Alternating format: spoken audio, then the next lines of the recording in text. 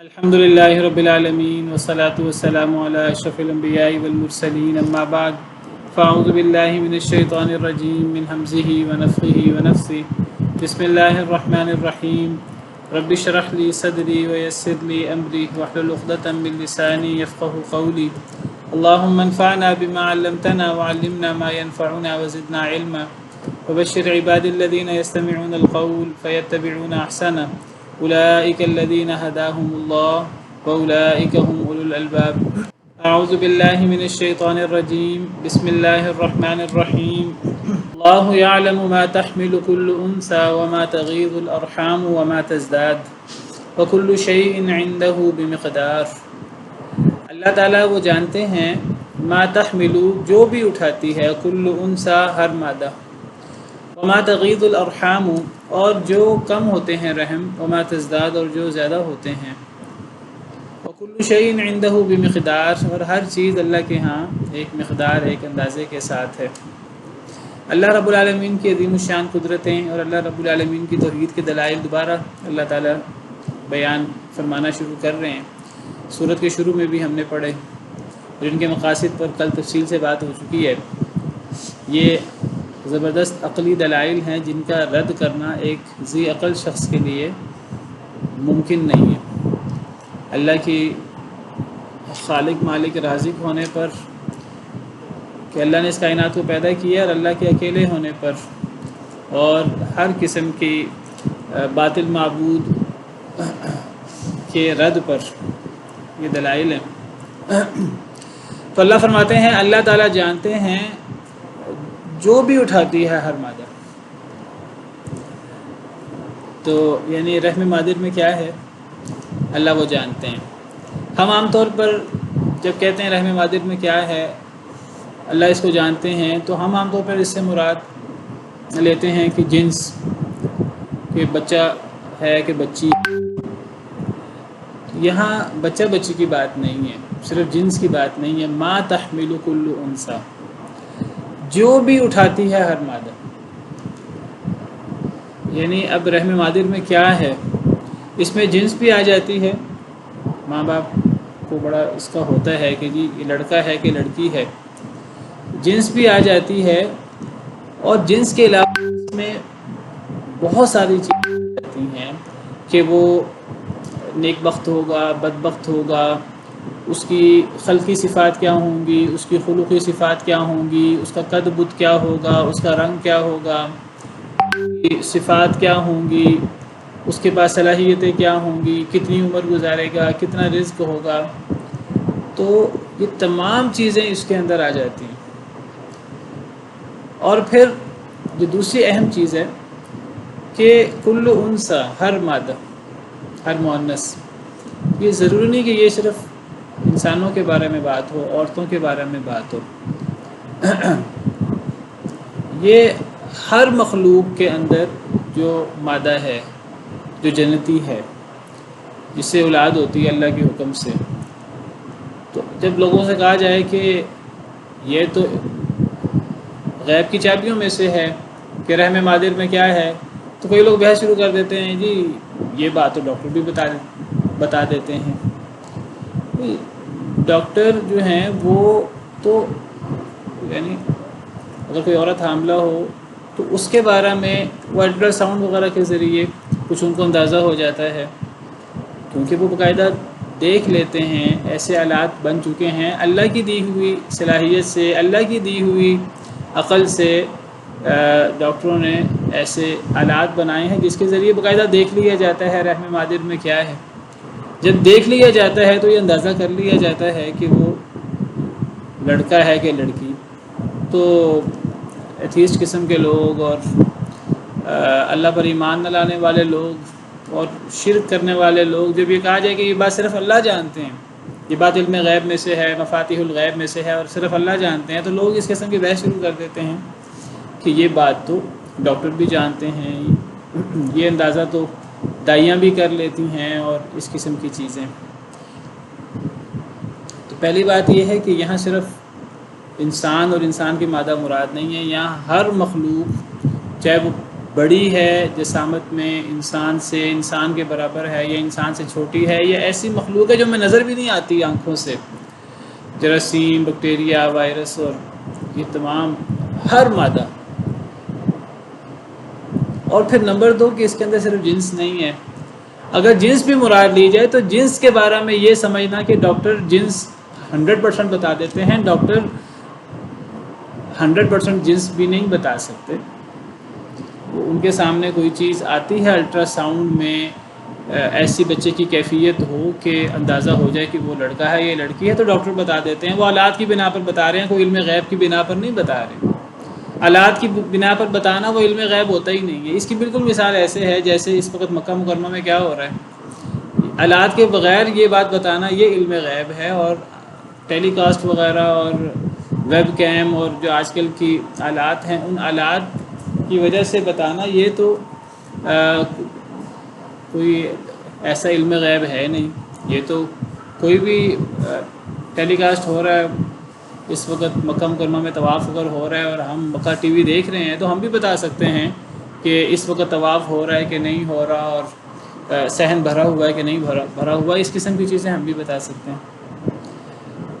اور پھر جیسے میں نے ذکر کیا کہ صرف نر مادہ کی بات تو ہے ہی نہیں، اور صرف یہ عورتوں کی بات نہیں ہے، یہ ہر قسم کی مادہ مراد ہے، اور ہر قسم کی مادہ کے رحم میں کیا ہے وہ نر مادہ بھی ہے، اور اس میں بیسیوں سینکڑوں اور چیزیں ہیں۔ تو یہ علم غیب سے اس کا تعلق ہے، اور یہ صرف اللہ وحدہ لا شریک جانتے ہیں، اللہ کے علاوہ کوئی نہیں جانتا۔ اللہ قرآن کریم میں صراحت سے فرماتے ہیں وَعِندَهُ مَفَاتِحُ الْغَيْبِ لَا يَعْلَمُهَا إِلَّا هُوَ، غیب کی چابیاں اللہ کے پاس ہے جنہیں اللہ کے علاوہ کوئی نہیں جانتا۔ سورہ نام میں اللہ نے صراحت سے فرما دیا اللہ کے علاوہ انہیں کوئی نہیں جانتا۔ اور غیب کی چابیاں کیا ہیں؟ سورہ لقمان کی آخری آیت میں اور صحیح بخاری وغیرہ کی احادیث مبارکہ میں وہ 5 چیزیں ہیں۔ ان 5 چیزوں میں ایک قیامت کا علم ہے، ان اللہ عنده علم الساعہ وینزل الغیث ویعلم ما فی الارحام، بارش کا علم ہے، اور رحم میں کیا ہے اس کا علم ہے۔ وما تدری نفس ماذا تکسب غدا، کل کس نے کیا کرنا ہے۔ وما تدری نفس بأی ارض تموت، کس نے کہاں فوت ہونا ہے۔ یہ 5 چیزیں ہیں جو مفاتیح الغیب میں شامل ہیں، انہیں اللہ کے علاوہ کوئی نہیں جانتا۔ تو یہ کہنا ڈاکٹر جان لیتے ہیں، یہ فلاں اندازہ کر لیتا ہے، تو یہ وہ چیز نہیں ہے جس کی بات ہو رہی ہے۔ تو بہرحال اللہ کی عظیم الشان قدرت ہے کہ اللہ جانتے ہیں جو بھی چیز اٹھاتی ہے ہر مادہ، جنس بھی آ جاتی ہے، ہر مخلوق کے رحم میں کیا ہے، ہر مخلوق کے مادہ کے رحم میں کیا ہے وہ جنس بھی آ جاتی ہے، اور دیگر بہت ساری چیزیں بھی آ جاتی ہیں جیسے میں نے ذکر کیا۔ وما تغیض الارحام وما تزداد، اور یہ جو رحم کم زیادہ ہوتے ہیں یہ بہت بڑی بات ہے، بہت عظیم الشان قدرت ہے اللہ کی۔ ہر ایک کی یعنی جب حمل ہوتا ہے اور پھر ڈیلیوری، اس کا ایک وقت ہے۔ انسانوں کے اندر 9 مہینے کا وقت ہے عام طور پر، دیگر جانوروں کے اندر مختلف جانوروں کا مختلف وقت ہے، کسی کا تھوڑا ہوتا ہے کسی کا زیادہ ہوتا ہے۔ ایک تو ہے عام وقت، اور ایک ہے کہ اس عام وقت میں بھی کمی بیشی ہو جاتی ہے، کوئی ایک لگا بندہ اصول نہیں ہے۔ اللہ نے ایک موٹا اصول بنایا بھی ہے، وہ اصول بھی اللہ کی عظیم الشان قدرت ہے، اور اس اصول میں تبدیلی بھی ہو جاتی ہے، کمی بیشی بھی ہو جاتی ہے۔ اللہ کو اس اصل اصول کا بھی پتہ ہے، اور اللہ کو اس کمی بیشی کا بھی پتہ ہے جو کمی بیشی ہو جاتی ہے، اللہ کو اس کا پہلے سے ہی پتہ ہے۔ اللہ کو زمین و آسمان کی تخلیق سے بھی پہلے پتہ ہے کہ کس کا رحم کم ہوگا، کس کا رحم زیادہ ہوگا، کس کا رحم کتنا ہے اصولی طور پر، اور پھر اس میں بھی کیا کمی بیشی ہوتی ہے اللہ کو اس کا بھی پتہ ہے۔ اور یہ بہت عظیم قدرت ہے اللہ کی، اور یہ اللہ وحدہ لا شریک ہی یہ جان سکتے ہیں، کوئی اور یہ پہلے سے نہیں جان سکتا۔ وَكُلُّ شَيْءٍ عِندَهُ بِمِقْدَارٍ، اور ہر چیز اللہ کے پاس اندازے کے ساتھ ہے۔ یعنی اب رحم کا جو کم ہونا اور زیادہ ہونا ایک عام اصول سے ہٹ کر، اور پھر انسان کے علاوہ دیگر مخلوقات میں بھی، اور پھر وہ رحم میں ہے کیا ہر مخلوق کے اندر بھی اور انسان کے اندر بھی، اور وہ جنس ہے، اور جنس کے علاوہ بھی جو چیزیں ہیں، تو یہ تمام چیزیں اللہ جانتے ہیں، اور اللہ نے ان کا پہلے سے اندازہ کر رکھا ہے۔ اور اللہ کا اندازہ ہم انسانوں کے اندازے کی طرح نہیں ہے جو غلط بھی ثابت ہو جاتا ہے. اللہ کے اندازہ یعنی ازل سے یہ اللہ نے اندازہ کر رکھا ہے. یہ اللہ کا علم ہے، علم غیب. اور یہ صرف اندازہ نہیں، اللہ نے اس کو لکھ بھی رکھا ہے. یہ اللہ کا اندازہ یہ اتنا یعنی 100% ہے کہ اس میں 0.00001 بھی 1% بھی کوئی شک و شبہ کی اور کوئی غلطی کی گنجائش نہیں ہے. اللہ نے ہر شے کو پیدا کیا اور ہر شے کے پیدا کرنے سے ازل سے اللہ نے اندازہ لگایا ہوا اور لکھا ہوا ہے اس کو. اور اللہ کے اندازے میں 0.00001% بھی کوئی تبدیلی نہیں ہوتی اور کوئی کمی بیشی نہیں ہوتی. اِنَّا كُلَّ شَيْءٍ خَلَقْنَاهُ بِقَدَرٍ. ہم نے ہر شے کو اندازے کے ساتھ پیدا کیا ہے. اللہ تعالیٰ جب عام طور پر تخلیق کا ذکر کرتے ہیں تو تخلیق کے ساتھ اللہ تقدیر کا ذکر کرتے ہیں، یہ بتانے کے لیے کہ جو سارے اللہ کے فیصلے ہیں تخلیق کے ہوں، یہ سارے فیصلے تقدیر سے متعلق ہیں. یہ جب اللہ پیدا کرتے ہیں یہ نہیں ہوتا اللہ کو اس وقت پتہ لگتا ہے، یا جب معاملہ ہو جاتا ہے. عام طور پر عورتوں میں جو ہے وہ ڈلیوری کی مدت 9 مہینے ہوتی ہے، کم و بیش بھی ہو جاتی ہے. یہ نہیں کہ ہونے کے بعد اللہ کو پتہ لگتا ہے، جس طرح ہمیں پتہ لگتا ہے ہونے کے بعد کہ فلاں کی حمل کی مدت تو زیادہ ہو گئی ہے، فلاں کی حمل کی مدت کم ہو گئی ہے. اللہ کا معاملہ یہ نہیں ہے. اللہ کو ہونے پر پتہ نہیں لگتا. اللہ کو وہ جب حمل ٹھہرتا تب نہیں، اللہ کو تو ازل سے پتہ ہے. صرف پتہ نہیں ہے، اللہ نے اپنے اندازے جس کو ہم علم غیب کہتے ہیں وہ اللہ کا اندازہ ہے، اور اللہ نے اس اندازے سے ہر چیز کو لکھ رکھا ہے. اور یہ بہت بڑا کمال ہے. یہ کمال کی ایسی انتہا ہے جس کے بارے میں ہم تصور نہیں کر سکتے. وَكُلُّ شَيْءٍ عِندَهُ بِمِقْدَارٍ. ہر چیز اللہ کے ہاں ایک اندازے کے مطابق ہے، اور ایسا اندازہ جو کبھی غلط نہیں ہو سکتا. اور وجہ کیا ہے؟ یہ ساری بات علم غیب کی ہو رہی ہے، اور یہ صرف اللہ وحدہ لا شریک کی خصوصیت ہے. یہ صرف اللہ رب العالمین کی صفت ہے. اس صفت میں اللہ رب العالمین کے ساتھ کوئی بھی شریک نہیں ہے. کوئی انسان تو چھوڑیے، کوئی فرشتہ بھی اور کوئی بھی، کوئی بڑے سے بڑا نبی بھی، کوئی مقرب فرشتہ بھی، کوئی بھی اس میں شریک نہیں ہے. اسی لیے آگے اللہ فرماتے ہیں عالم الغیب والشہادۃ الکبیر المتعال. وہ جاننے والا ہے، یعنی اللہ تعالیٰ غیب کو بھی اور حاضر کو بھی. الکبیر بہت بڑا ہے، المتعال بہت بلند ہے. اللہ کی شان، اللہ کی عظمت، اللہ کی توحید کے دلائل، اللہ کے خالق رازق ہونے کے دلائل بیان ہو رہے. اللہ غیب کو جاننے والے ہیں، حاضر کو جاننے والے ہیں. غیب کیا ہے، حاضر کیا ہے؟ غیب وہ چیز ہے جو نظروں سے اوجھل ہو، حاضر وہ ہے جو نظروں کے سامنے ہو. تو کیا اللہ سے کوئی چیز اوجھل ہوتی ہے؟ اللہ سے تو کوئی چیز اوجھل نہیں ہوتی. جب اللہ سے کوئی چیز اوجھل نہیں ہوتی تو اللہ کے لیے تو ہر چیز حاضر ہی ہوئی. تو کیا مطلب ہے کہ اللہ غیب کو جاننے والے ہیں اور حاضر کو جاننے والے ہیں؟ اللہ کے لیے تو کوئی چیز غیب ہے ہی نہیں. یا تو ہم کہیں نا کہ کوئی چیز اللہ سے اوجھل بھی ہے. اللہ تو فرماتے ہیں قرآن میں، اور قرآن کریم میں سینکڑوں اس قسم کی آیات ہیں، نصوص ہیں ایسے قرآن و حدیث میں. لا يعزب عنه مثقال ذرة في السماوات ولا في الارض. آسمان و زمین میں ذرہ برابر چیز اللہ کی نظروں سے اوجھل نہیں ہو سکتی، اور نہ ذرے سے بڑی نہ چھوٹی. ولا اصغر من ذلك ولا اکبر الا في کتاب مبین. اللہ کو اس کا صرف علم نہیں ہے، وہ کتاب مبین میں لوح محفوظ میں لکھا ہوا ہے، زمین و آسمان کی بھی پیدائش سے 50,000 سال پہلے. تو جب اللہ سے کوئی چیز اوجھل نہیں ہو سکتی تو عالم الغیب کا مطلب کیا ہوا؟ انسانوں کے لحاظ سے، یہ انسانوں کے لحاظ سے، یعنی جو چیز انسانوں کے لیے، مخلوق کے لیے غیب ہوتی ہے تو اللہ اس کو بھی جاننے والا ہے. اور جو چیز سامنے کی ہوتی ہے انسانوں کے سامنے، انسان تو اس کو بھی مکمل طریقے سے نہیں جانتا. اللہ اس کو بھی مکمل طریقے سے جانتے ہیں، اور جس وقت ہو رہا ہوتا ہے اس وقت نہیں جانتے. اللہ کو پہلے وہی تقدیر سے اللہ کو پتہ ہے. اللہ کا علم کامل ہے اور اللہ نے لکھ رکھا ہے. تو اللہ غیب کو بھی جاننے والا ہے، حاضر کو بھی جاننے والا ہے. اور یہ اللہ وحدہ لا شریک کی خاص خصوصیت ہے. اس خصوصیت میں اللہ کے ساتھ کوئی شریک نہیں ہے.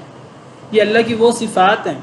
دیکھیے توحید کی 3 قسمیں ہیں. عام طور پر بڑی 2 قسمیں ہیں جن کا عام طور پر ذکر ہوتا ہے، توحید ربوبیت، توحید الوہیت. کہ رب ہونے میں اللہ اکیلا ہے، جس کو مشرکین بھی مانتے تھے، اور عبادت میں اللہ کو اکیلا کرنا چاہیے، جس میں عام طور پر لوگ گڑبڑ کرتے ہیں۔ اور قرآن کریم میں اس کے بہت سارے دلائل دیے گئے ہیں کہ جس طرح اللہ رب ہونے میں اکیلا ہے ربوبیت میں، اس طرح عبادت میں بھی اللہ کو ایک ماننا چاہیے، اور یہ توحید ربوبیت کا منطقی نتیجہ ہونا چاہیے۔ اور ایک تیسری قسم بھی ہے توحید کی، جس کو توحید الاسماء والصفات کہتے ہیں، یعنی اللہ کے جو کام ہیں یا اللہ کے جو اسماء حسنہ ہیں اور صفات علیہ ہیں اللہ کی، ان صفات میں اللہ یکتا ہیں اور اللہ وحدہ لا شریک ہے، جن میں اللہ کا عالم الغیب والشہادہ ہونا شامل ہے، اور اللہ کے دیگر بہت ساری صفات شامل ہیں۔ اللہ کی کسی، جس طرح ربوبیت میں اللہ کا کوئی شریک نہیں ہے، الوہیت میں اللہ کا کوئی شریک نہیں، اسی طرح اللہ کے اسماء و صفات میں کوئی اللہ کا شریک نہیں ہے۔ بعض دفعہ کہیں لفظی شراکت آ بھی جائے تو وہ صرف لفظی شراکت ہوتی ہے۔ مثال کے طور پر اللہ رحیم ہے، تو مخلوق کو بھی کئی دفعہ رحیم، مخلوق کی صفت بھی رحیم ذکر کی جاتی ہے۔ ان اللہ بالناس لرؤوف الرحیم، اللہ لوگوں کے ساتھ بہت شفقت کرنے والے، بہت رحم کرنے والے ہیں، یہ اللہ کے لیے رحیم استعمال ہوا، یہ اللہ کی عظیم صفت ہے، رؤوف بھی اور رحیم بھی۔ اور نبی کریم صلی اللہ علیہ وسلم کے حوالے سے بھی ہے، بالمؤمنین رؤوف الرحیم، مومنوں کے ساتھ بہت شفقت کرنے والے، بہت رحم کرنے والے۔ اب یہ نبی کریم صلی اللہ علیہ وسلم کے حوالے سے ہے، تو نبی کریم صلی اللہ علیہ وسلم کا رؤوف رحیم ہونا اور اللہ کا رؤوف رحیم ہونا یہ ایک جیسا نہیں ہے، یہ صرف ظاہری اشتراک ہے، یہ حقیقت میں اس میں اتنا ہی بعد ہے اور اتنا ہی فرق ہے جتنا خالق اور مخلوق کا فرق ہے، دیگر صفات کا فرق ہے اتنا ہی فرق اس کا بھی ہے۔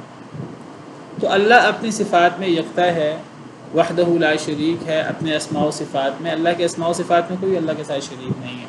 تو اللہ غیب کو جاننے والے ہیں، حاضر کو جاننے والے ہیں، وہ غیب جو انسانوں کے لیے، مخلوق کے لیے غیب ہے، اللہ اس کو جاننے والے ہیں، اللہ کے لیے وہ حاضر کی طرح ہی ہے، اور یہ اللہ کی خاص صفت ہے، اور اس صفت میں اللہ کے ساتھ کوئی شریک نہیں ہے، اور جو اللہ کے ساتھ ان صفات میں کسی کو شریک کرے تو یہ شرک ہے، یہ شرک اکبر ہے، اللہ معاف کرے، جو اللہ نے کبھی معاف نہیں کرنا۔ عالم الغیب والشہادتی، وہ جاننے والا ہے غیب کو اور حاضر کو، الکبیر، بہت بڑا ہے۔ اللہ کی تمام صفات یہ سپرلیٹو ڈگری ہوتی ہیں، ان کا معنی مبالغے کے ساتھ کرنا چاہیے، وہ مبالغے کی انتہا پر، اس کی کوئی انتہائی نہیں ہوتی۔ وللہ المثل الاعلیٰ، اعلیٰ ترین مثال جو بھی سوچی جا سکتی ہے وہ ہوتی ہے، اور وہ اس کی بھی کوئی حد بندی نہیں ہوتی۔ تو الکبیر، بہت بڑا، اللہ بہت بڑے ہیں، اور المتعال، المتعال علو سے ہے، بہت بلند، المتعال اصل میں المتعالی ہے، اس کے آخر میں یا ہے جو گرا ہوا ہے، اور جو یا ہے وہ اصل میں واو سے بدلا ہوا ہے، اصل لفظ المتعالب، واو پہلے یا سے بدلا اور پھر یا گری ہوئی ہے، اور اس میں میم تا الف زائد ہیں، اس کا روٹ عین لام اور واو ہے آخر سے جو گرا ہوا ہے۔ المتعال یہ علو سے ہے، اس کا مطلب بہت بلند، سب سے بلند۔ تو یہ اللہ رب العالمین کی عظیم صفت ہے کہ اللہ رب العالمین سب سے بلند ہیں۔ اللہ اپنے آپ کو، جو اللہ کی سب سے بلند مخلوق ہے، سب سے بڑی مخلوق ہے، اللہ کا عرش حجم کے اعتبار سے، اور جو سب سے اونچی ہے اللہ کا عرش، اللہ کہتے ہیں میں تو عرش کے اوپر مستوی ہوں، جیسے اللہ کی شان کو لائق ہے، جس سے اللہ کا بلندی پر ہونا بالکل صراحت سے ثابت ہوتا ہے۔ اور اس کے علاوہ اللہ نے اپنے لیے علو کی صفت بیان کی ہے قرآن کریم میں بہت سارے مقامات پر، جن میں سے ایک مقام یہ بھی ہے، اللہ بہت بلند ہے۔ اس سے پتہ لگتا ہے اللہ جہاد کے اعتبار سے اللہ جہت علو میں ہے۔ المتعال یہ علو سے ہے، اللہ فرما رہے ہیں کہ میں جہت علو میں ہوں۔ آپ کو پتہ ہے کہ 6 جہات ہوتی ہیں، ایک سامنے، امام، خلف، یمین، شمال، فوق، تحت۔ فوق، اللہ فوقیت میں ہے، اللہ جہت علو میں ہے۔ اب فلسفوں کا شکار ہو جانا، یونانی فلسفے، اور اللہ کی جہاد کا بھی، اللہ کو جہاد میں سے کسی جہت میں مانیں گے تو پھر وہ اللہ کو تو ہم فلاں جہت کے اندر محدود کر دیں گے. فلسفہ ہے. اس فلسفے کے پیچھے پڑھ کر قرآن کریم کی ساری آیات کو اور احادیث میں تحریف کر دینا، تعویل کر دینا، یہ انکار ہے قرآن کریم کی ان آیات کا. قرآن کریم کی ساری آیات کو جو اللہ رب العالمین کی طرف سے ہیں اور سچی آیات ہیں اور عدل پر مبنی آیات ہیں، جن کے بارے میں تصور بھی نہیں کیا جا سکتا کہ یہ اللہ کی طرف سے نہیں ہے، ان آیات سے صراحت سے ایک چیز ثابت ہوتی ہے. لیکن ہم اپنے فلسفوں کے پیچھے پڑھ کر ہم اگر ان آیات کا انکار کر دیں تو اسلام کا تقاضا تو یہ نہیں ہے. تو اللہ تعالیٰ العلو، اللہ علو میں ہیں، اللہ بلندی میں ہیں. بہت ساری آیات میں اللہ کے لیے صفت علو بیان ہوئی، جیسے یہ آیت کریمہ ہے. اسی طرح قرآن کریم میں اللہ تعالیٰ فرماتے ہیں کہ فالحکم للہ العلی الکبیر، سارا کا سارا حکم، سارا کا سارا فیصلہ اللہ کے لیے ہے. کون؟ اللہ العلی الکبیر، جو سب سے بلند ہے، جو سب سے بڑا ہے. سورہ زخرف کی آیت ہے فالحکم للہ العلی الکبیر، سورہ مومن کی آیت ہے. اسی طرح اللہ تعالیٰ فرماتے ہیں آیت الکرسی میں وَلَا يَؤُودُهُ حِفْظُهُمَا وَهُوَ الْعَلِيُّ الْعَظِيمُ، اللہ کو زمین و آسمان کی حفاظت نہیں تھکاتی اور اللہ سب سے بلند ہیں، سب سے بڑے ہیں. اللہ جگہ جگہ اپنے آپ کو بلند کہہ رہے ہیں، العلی، المتعال، الاعلی، سب سے بلند. سبح اسم ربک الاعلی. اللہ کے میں تو سب سے بلند ہوں، اور ناقص انسان کے، ناقص عقل والا انسان کے فلسفوں کے پیچھے لگ کر نہیں، اللہ بلند نہیں. اگر اللہ کو بلند مانیں تو پھر اللہ کی یہ تنقیص ہوتی ہے، یہ توہین ہوتی ہے. اللہ کو نہیں پتہ اللہ کی یہ تنقیص ہوتی ہے، یہ توہین ہوتی ہے. اللہ کو جہت میں مانیں گے تو پھر اللہ کی محدودیت ہو جائے گی. وہ پھر یہ میں تو اس کو وسوسہ کہوں گا، یہ تو شیطان کی طرف سے ہے وسوسہ. اگر اس میں کوئی توہین ہوتی کوئی اللہ کی تو اللہ بیان ہی نہ کرتے اپنے بارے میں. ہم اس کو سمجھ نہیں رہے، ہم وساوس کا شکار ہو رہے ہیں، فتنے کا شکار ہو رہے ہیں. اللہ علو میں ہیں، میں نے ذکر کیا اس پر کئی علماء نے کتابیں لکھی ہیں. العلو للعلی الغفار، یا اس طرح کی کتابیں ہیں. امام ذہبی کی کتاب ہے العلو، اللہ العلو میں ہے. پھر اللہ کے لیے قرآن کریم کی کئی آیات سے فوق میں ہونا ثابت ہے. فوق، اللہ تمام مخلوقات سے فوقیت میں ہے. جس طرح اللہ فرماتے ہیں وَهُوَ الْقَاهِرُ فَوْقَ عِبَادِهِ، اللہ غالب ہیں فوق عبادہ، اپنے بندوں کے اوپر ہیں. اللہ کے جتنے بندے ہیں، اللہ کے بندوں میں سے انسان بھی شامل ہیں، اللہ کے بندوں میں فرشتے بھی شامل ہیں. آپ کو پتہ ہے انسان تو دنیا میں بستے ہیں، فرشتے آسمانوں میں بستے ہیں. اللہ تو فرشتوں سے بھی اوپر ہیں، فوق عبادہ. فرشتے آسمانوں میں ہوتے ہیں اور اللہ آسمانوں میں موجود فرشتوں سے بھی اوپر ہیں، فوقیت میں ہیں. ایک اور آیت کریمہ میں اللہ فرماتے ہیں یخافون ربهم من فوقهم، اللہ فرشتوں کے بارے میں فرماتے ہیں سورہ نحل میں یخافون ربهم من فوقهم، کہ وہ فرشتے ڈرتے ہیں اپنے رب سے جو ان کے بھی اوپر ہے. وَيَفْعَلُونَ مَا يُؤْمَرُونَ، یہ فوقیت کے کتنے سارے دلائل ہیں. سیریز ہے ایک دلائل کی، فوقیت کے دلائل کی ایک سیریز ہے. اللہ کے لیے صفت علو کی دلائل کی ایک سیریز ہے. اللہ کے لیے صفت استواء کے دلائل کی ایک سیریز ہے. اللہ کے آسمانوں پر ہونے کی دلائل کی ایک سیریز ہے. کتنے قسم کے دلائل ہیں جس سے اللہ کا بلند ہونا، عرش پہ مستوی ہونا، فوقیت میں ہونا. ہر چیز اللہ کی طرف سے نازل ہوتی ہے اور ہر چیز اللہ کی طرف چڑھتی ہے. یہ ایک سیریز ہے دلائل کی. سینکڑوں دلائل ہیں، لیکن ان تمام دلائل کو پس پوش ڈال کر اللہ معاف کرے، کچھ سری ہیں اور سری ہیں اپنے مفہوم میں، بالکل صحیح اور سری دلائل، ان کو چھوڑ کر فلسفوں کے پیچھے لگ کر ان تمام آیات کا انکار کر دیا جاتا ہے. تو یہ صرف ایک چیز کا یا ایک چھوٹی سی بات نہیں ہے، یہ اصل میں ایک پورا ایک عقیدہ ہے. یہ صرف صفت علو کا انکار نہیں ہوتا، پھر اس سے اللہ کی دیگر بہت ساری، اسی اصول کی بنا پر، اسی فلسفے کی بنا پر اللہ کی بہت ساری، بلا مبالغہ میں کہوں سینکڑوں صفات کا انکار ہوتا ہے اسی اصول کی بنا. تو بہرحال اللہ کی عظیم صفت ہے، اللہ بہت بڑے ہیں، سب سے بڑے ہیں، اور اللہ بہت بلند ہے، سب سے بلند ہے۔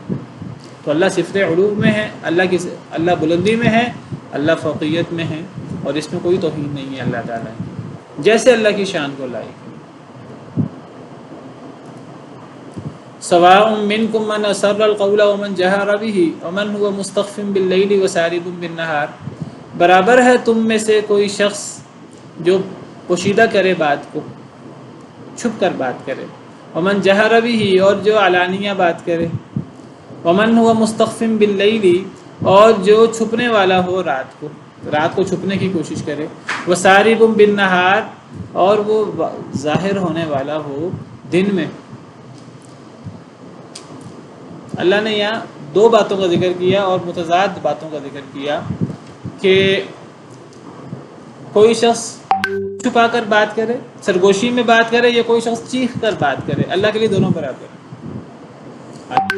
عرش پر ہیں، اللہ اپنی صفات کے اعتبار سے ہر شخص کے ساتھ ہیں، اور بات کو پتہ ہے۔ تو کوئی سرگوشی میں بات کرے، کوئی سازشیں کرے چھپ چھپا کر، یا کوئی چیخ کر بات کرے، اللہ کے لیے دونوں بالکل برابر ہیں۔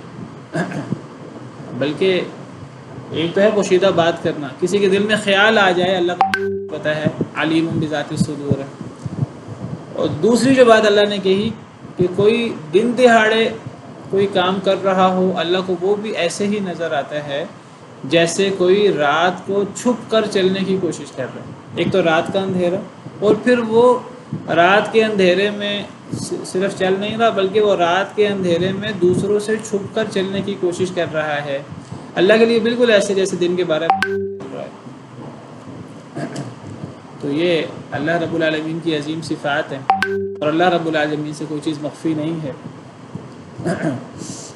جس اللہ رب العالمین کی یہ صفات ہیں، اس اللہ رب العالمین سے کون چھپ ہے، اس اللہ رب العالمین سے کون چھپ کر گناہ کر سکتا ہے؟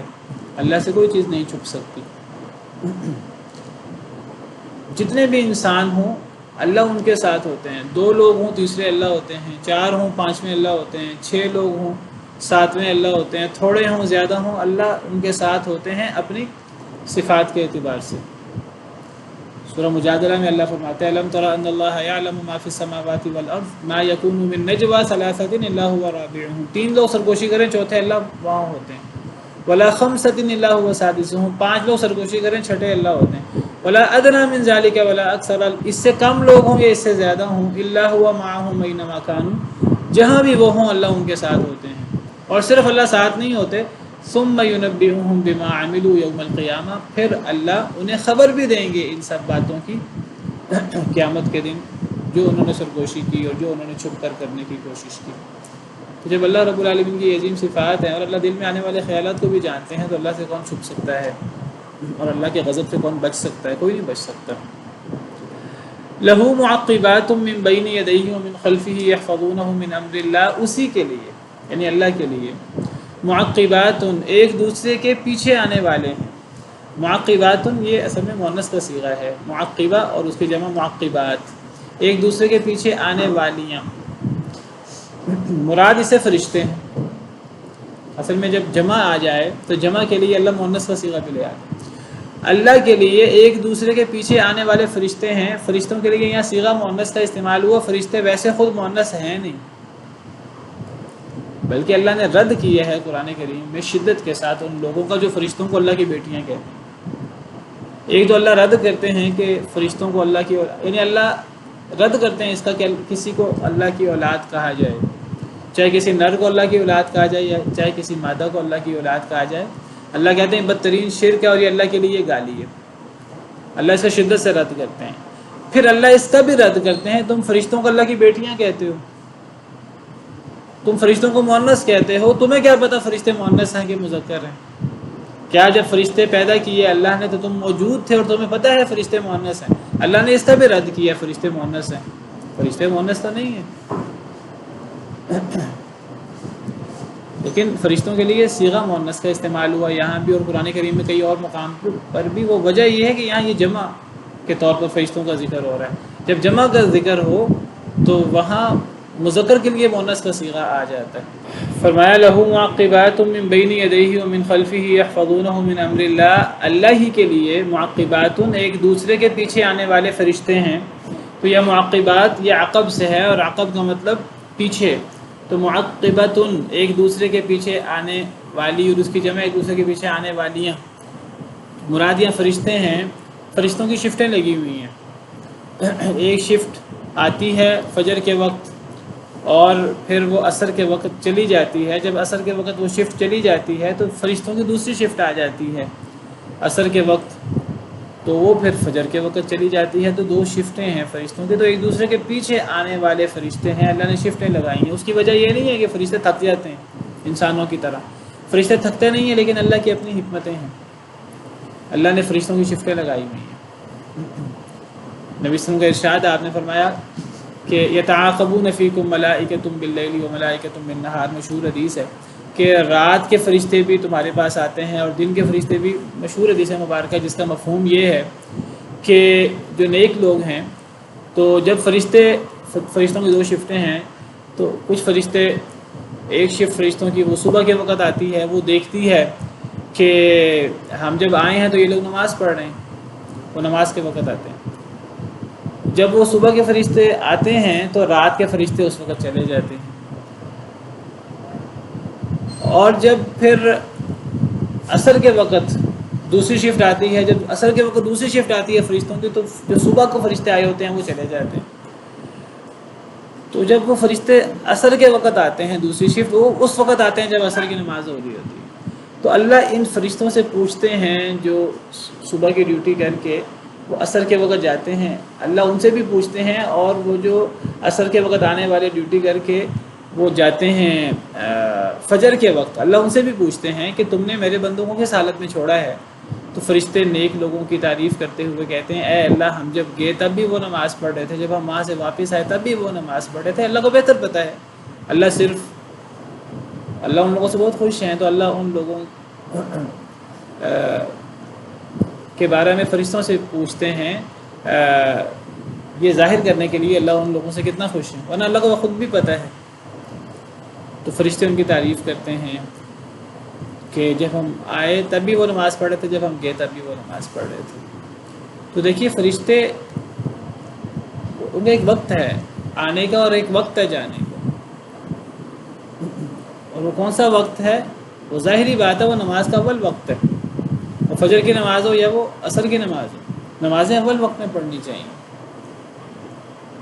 جو لوگ لیٹ نماز پڑھتے ہیں، نماز پڑھتے ہی نہیں، وہ اس ساری خوشخبری سے وہ لوگ تو نکل گئے، ان کے لیے تو اللہ کا عذاب ہے، اللہ معاف کرے۔ نماز پڑھنا نہ پڑھنا کفر اسلام کا مسئلہ ہے۔ جو لوگ لیٹ نماز پڑھتے ہیں، تو کیا وہ لیٹ نماز پڑھنے والے اس فضیلت میں آ جائیں گے؟ نبی صلی اللہ علیہ وسلم سے سوال ہوا کہ افضل ترین عمل کیا ہے؟ نبی صلی اللہ علیہ وسلم نے فرمایا کہ نماز کو پہلے وقت میں پڑھنا۔ تو اگر اس حدیث والی فضیلت پانی ہے تو اس کے لیے اول وقت میں نماز پڑھنی ہوگی، اور مردوں کو بطور خاص جماعت کے ساتھ نماز پڑھنی ہوگی، تو یہ فضیلت حاصل ہو سکے گی۔ واللہ تعالی عالم۔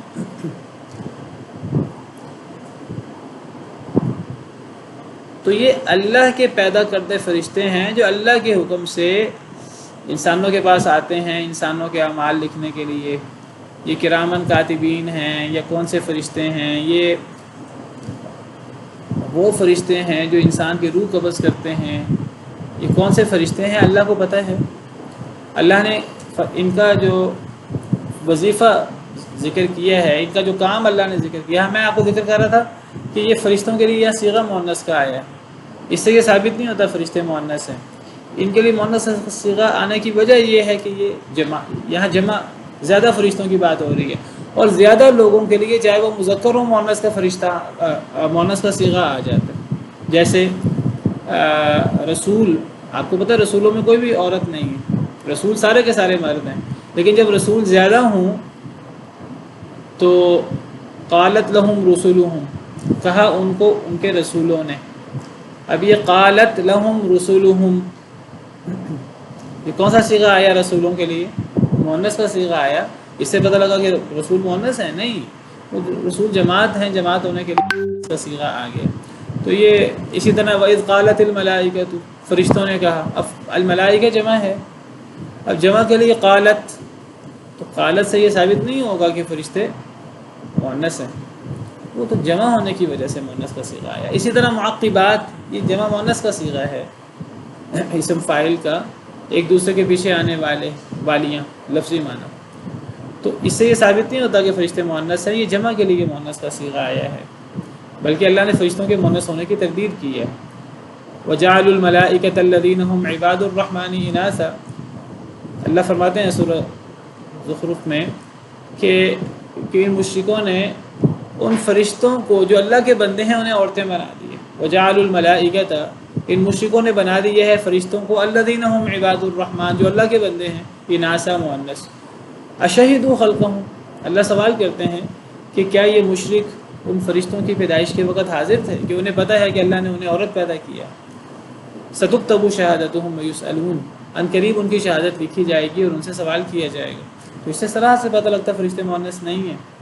فرشتوں کو مؤنث بابر کرانا اور اللہ کی بیٹیاں بابر کرانا، پہلی بات اللہ کے لیے اولاد مقرر کرنا یہ بدترین شرک ہے اور اللہ کو گالی دینے کے مترادف ہے. پھر اولاد بھی ایسی مقرر کرنا جو عورت ہو جس کو لوگ اپنے لیے پسند نہ کریں گے، اس سے بھی بڑھ کر جو ہے یہ اللہ کی توہین ہے، اللہ معاف کرے. تلک رسول بھی اسی سے ہی ہے. جی،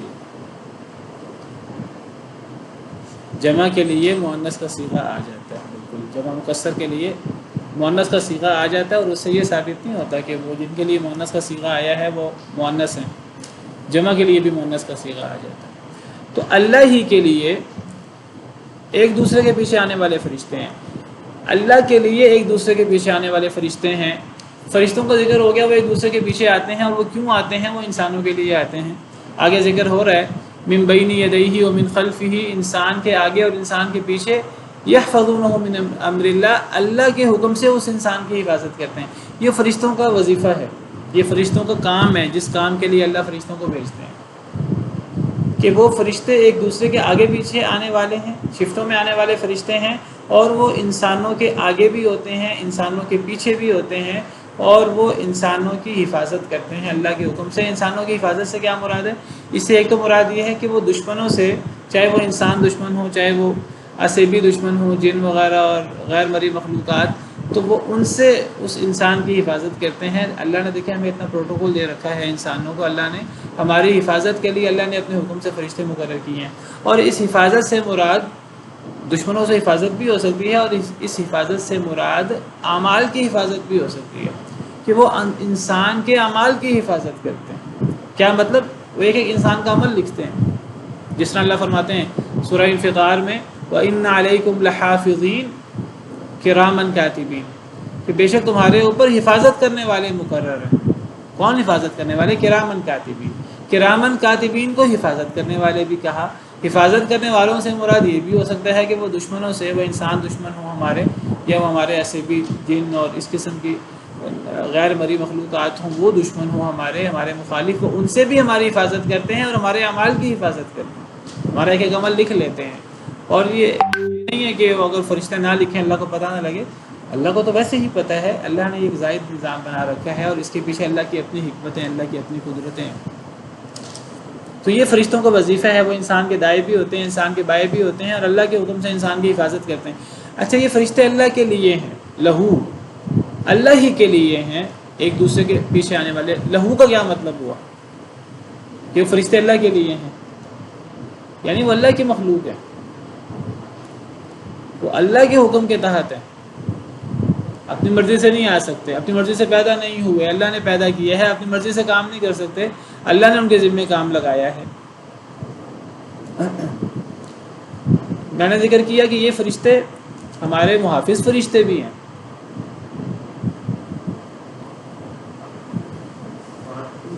اور یہ فرشتے ہمارے اعمال لکھنے والے بھی ہو سکتے ہیں، ہمارے اعمال کی حفاظت کرنے والے بھی ہیں، اور یہ فرشتے روح قبض کرنے والے فرشتے بھی ہو سکتے ہیں. کیونکہ جو روح قبض کرنے والے فرشتے ہیں، جو ملک الموت کی سرکردگی میں ہماری روح قبض کرتے ہیں، ملک الموت اکیلا ہماری روح قبض نہیں کرتا. ملک الموت وہ سردار فرشتہ ہے، تو وہ اس کام پر مقرر ہے. قل یتوفاکم ملک الموت الذی وکل بکم، کہہ دیجئے تمہیں فوت کرتا ہے ملک الموت جس کا اللہ نے یہ کام لگایا ہے کہ وہ روحیں قبض کرے. اور ملک الموت کے پاس بھی زندگی اور موت کا اختیار نہیں ہے، یہ بات یاد رکھیے. ملک الموت جب روح قبض کرتا ہے تو وہ ممیت نہیں ہے، اس کے ہاتھ میں موت نہیں ہے. موت زندگی اللہ کے ہاتھ میں ہے، وہ اللہ کے حکم سے یہ کام کرتا ہے. اصل میں زندگی موت ساری اللہ کے ہاتھ سے. آپ کو پتہ ہے فرشتے ہی روح پھونکتے ہیں، جو رحم مادر میں بچے ہوتے ہیں کچھ مہینے کے بعد روح پھونکی جاتی ہے، وہ فرشتے روح پھونکتے ہیں. فرشتوں کے روح پھونکنے کا مطلب یہ نہیں ہے کہ وہ فرشتے محیی ہو گئے. حضرت مریم میں جو روح پھونکی تھی حضرت جبریل امین علیہ السلام نے، اور حمل ٹھہر کیا تھا، اور حضرت عیسیٰ پیدا ہوئے تھے بغیر باپ کے، تو کیا ان کو پیدا کرنے والے حضرت جبریل تھے؟ یہی مغالطہ لگا عیسائیوں کو، اور عیسائیوں نے حضرت جبریل کو ایک معبود کہنا شروع کر دیا، حضرت عیسیٰ کو ایک معبود کہنا شروع کر دیا، حضرت مریم کو ایک معبود کہنا شروع کر دیا یا اللہ کو.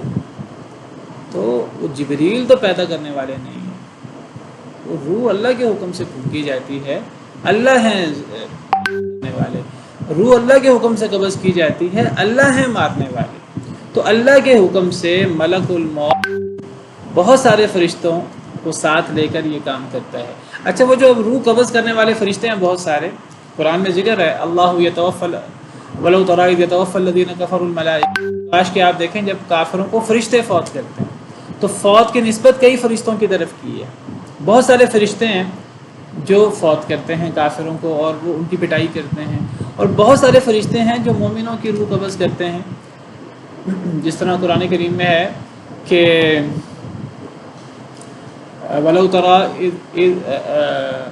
الَّذِينَ تَتَوَفَّاهُمُ الْمَلَائِكَةُ طَيِّبِينَ، وہ لوگ جنہیں فرشتے فوت کرتے ہیں اس حال میں کہ وہ لوگ پاک ہوں، وہ نیک ہوں، پاک ہوں، انہیں فرشتے فوت کرتے ہیں. نیک لوگوں کو بھی بہت سارے فرشتے فوت کرتے ہیں، برے لوگوں کو بھی بہت سارے فرشتے فوت کرتے ہیں. جب نیک لوگوں کو فرشتے فوت کرتے ہیں سلام کہتے ہیں، اچھے طریقے سے عزت و احترام کے ساتھ ان کی روح قبض کرتے ہیں. برے لوگوں کو جو فرشتے فوت کرتے ہیں تو مار پیٹ کر کے. اور یہ سارا کام ہوتا ہے ملک الموت کی سرکردگی میں، اور یہ سارا کام ہوتا ہے اللہ کے حکم سے. تو یہ جو فرشتے ہیں جو روح قبض کرنے والے ہیں ملک الموت کی سرکردگی میں، یہی فرشتے ہماری حفاظت کرنے والے بھی ہیں. کب تک؟ جب تک ہماری موت کا وقت نہ آئے، یہی فرشتے ہماری حفاظت کرتے ہیں. جیسے سورہ انعام میں اللہ تعالیٰ فرماتے ہیں وَهُوَ الْقَاهِرُ فَوْقَ عِبَادِهِ وَيُرْسِلُ عَلَيْكُمْ حَفَظًا حَتَّى إِذَا جَاءَ أَحَدَكُمُ الْمَوْتُ تَوَفَّتْهُ رُسُلُنَا وَهُمْ لَا يُفَرِّطُونَ. سورہ انعام کی آیت ہے، بڑی واضح آیت ہے کہ وَيُرْسِلُ عَلَيْكُمْ حَفَظًا، اللہ تمہارے اوپر حفاظت کرنے والے فرشتے بھیجتا ہے. حفظہ جمع ہے حافظ کی، حفاظت کرنے والے فرشتے.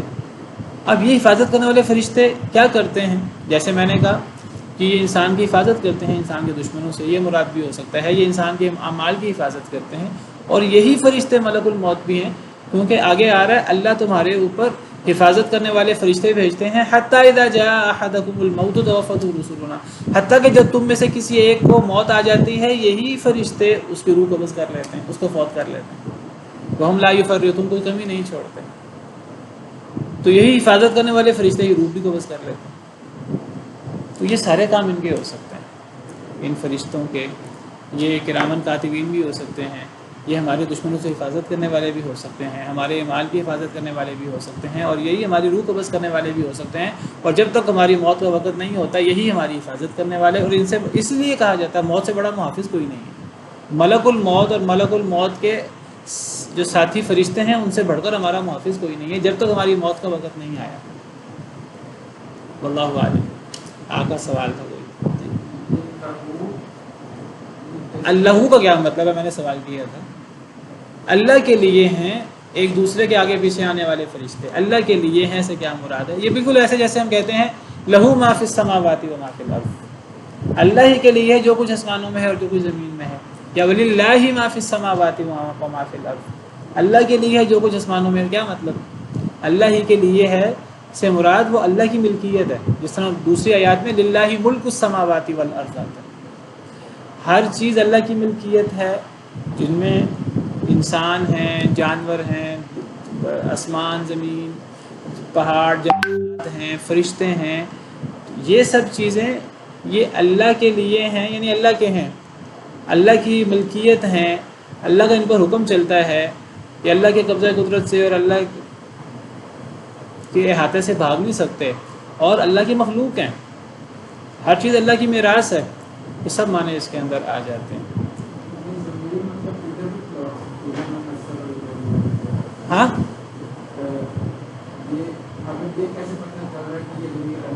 کیونکہ اللہ کی بات ہو رہی ہے نا، اللہ یعلم عالم الغیب والشہادۃ سواء منکم من اسر القول ومن جہر به۔ ہاں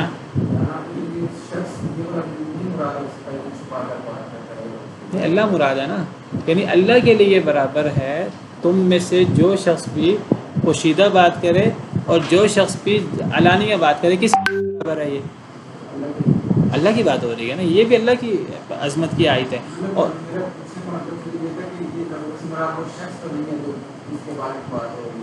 نہیں وہ فرشتے وہ اس انسان کے فرشتے تو نہیں ہیں، فرشتے تو اللہ کے ہیں۔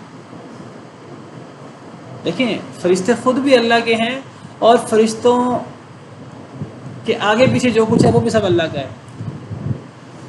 نبی صلی اللہ علیہ وسلم نے حضرت جبریل سے کہا آپ جلدی جلدی کیوں نہیں آتے؟ حضرت جبریل نے کہا کہ ہم اپنی مرضی سے نہیں آتے، اللہ کے حکم سے آتے ہیں۔ قرآن میں یہ مکالمہ موجود ہے کہ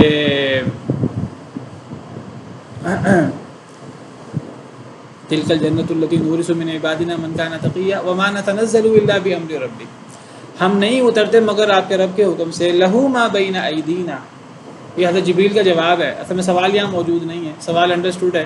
پھر نبی صلی اللہ علیہ وسلم کا سوال یہ تھا کہ آپ جلدی جلدی کیوں نہیں آتے، تو اس کا جواب حضرت جبریل نے دیا جو اللہ نے قرآن میں نقل کر دیا ہے۔